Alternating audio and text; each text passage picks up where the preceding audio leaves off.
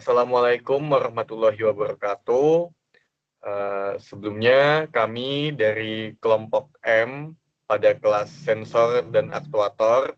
Di sini kami akan mempresentasikan bab 7 dari subbab 7.9 hingga subbab 7.13. Dan sebelumnya izinkan saya memperkenalkan kelompok kami. Pertama ada Muhammad Kahfi Abashi, lalu ada Naufal Ahmad Hakim, lalu ada Helmi Yusuf, dan juga ada Ahmad Zidan Ramadan Al-Ayubi.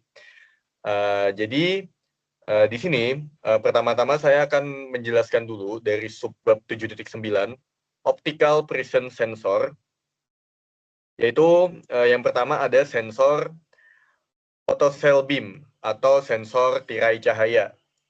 Nah, sensor photocell beam yang juga dikenal sebagai sensor tirai cahaya adalah perangkat optik yang mendeteksi objek dengan memancarkan dan menerima sinar cahaya. Gangguan pada sinar ini memicu sinyal, ideal untuk keamanan dan perhitungan. Dan untuk deteksi objek, mampu mendeteksi keberadaan objek yang mengganggu sinar cahaya antara pemancar dan penerima, lalu juga keamanan tinggi yang digunakan dalam sistem alarm, pintu otomatis, dan gerbang untuk mencegah kecelakaan atau sebuah error. Lalu dia juga memiliki perhitungan yang akurat gitu, efektif untuk menghitung orang atau barang yang melewati area tertentu. Jadi mungkin itu yang dapat saya sampaikan dari sensor photocell beam. Mungkin bisa dilanjutkan oleh teman saya. Oke. Di sini saya akan melanjutkan mengenai sensor pressure gradient. Sensor pressure gradient ini itu dirancang untuk mengukur perbedaan tekanan suara dan udara. Nah, sensor pressure gradient itu sangat sensitif terhadap perubahan yang sering digunakan dalam misalkan aplikasi sehari-hari itu tuh mikrofon atau yang lain. Nah, di sini tuh memiliki beberapa karakteristik. Yang pertama itu sensitivitas suara. Dia tuh sangat responsif terhadap perubahan suara dan juga menangkap nuansa audio. Lalu yang kedua ada pengukuran diferensial. Pengukuran diferensial ini itu tuh bukan tekanan absolut, tapi memberikan data yang spesifik. Yang terakhir adalah untuk aplikasi akustik. Nah, ini juga kita biasa digunakan pada penggunaan sehari-hari itu pada mikrofon profesional dan juga instrumen pengukuran suara yang membutuhkan presisi. Selanjutnya adalah sensor gestur. Nah, teknologi sensor gestur ini itu kita dapat digunakan untuk mengenali dan juga menafsirkan gerakan tangan atau tubuh manusia sebagai perintah. Jadi nantinya sensor ini itu bisa diubah, interaksi pengguna itu bisa lebih alami. Ada 3 aspek juga dari sensor gestur sensing ini, yaitu kontrol nirkabel, lalu interface intuitif, dan juga pengenalan gerakan. Oke, selanjutnya adalah sensor taktil.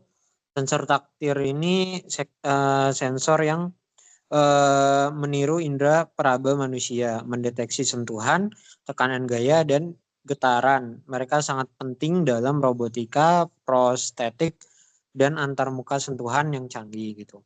Secara klasifikasi ada empat tipe dari sensor taktil ini. Yang pertama ada biozero sensitive, biozero elektrik, capacitive touch, dan optical fingerprint. Dan untuk secara keseluruhan untuk sensor taktil sendiri adalah deteksi sentuhan itu mampu merasakan kontak fisik dan tekanan dengan presisi tinggi. Lalu respon gayanya itu mengukur kekuatan yang diterapkan penting untuk memanipulasi objek yang tepat. Lalu umpan baliknya sendiri memungkinkan perangkat memberikan respon sentuhan, meningkatkan pengalaman pengguna. Bisa di next. Selanjutnya ada sensor sentuh kapasitif. Itu sensor salah satu dari sensor klasifikasi dari sensor taktil juga. Jadi sensor sentuh kapasitif bekerja dengan mendeteksi perubahan medan listrik yang disebabkan oleh kontak dengan objek kondusif seperti jari manusia. Ini adalah dasar dari layar sentuh modern dan tombol tanpa fisik. Untuk interaksinya hanya membutuhkan sentuhan ringan, bukan tekanan fisik untuk aktivitas. Desainnya ramping dan efisiensi energinya tinggi gitu, karena menggunakan daya yang rendah, sangat cocok untuk perangkat portable dan daya tahan baterai. Nextnya, sensor sidik jari optik. Sensor sidik jari optik menggunakan cahaya untuk memindai dan menangkap citra pola sidik jari. Teknologi ini sudah banyak digunakan untuk keamanan biometrik dalam ponsel, laptop, dan sistem akses gitu. Jadi untuk keunggulannya ini sendiri itu keamanan biometrik. Jadi memberikan tingkat keamanan yang tinggi, terus juga pengenalannya cepat dan anti pemalsuan, karena setiap manusia itu memiliki pola sidik jari yang berbeda-beda. Oke, selesai.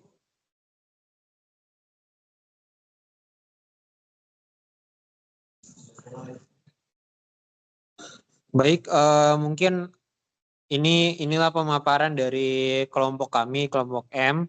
Kurang lebihnya mohon maaf. Wassalamualaikum warahmatullahi wabarakatuh.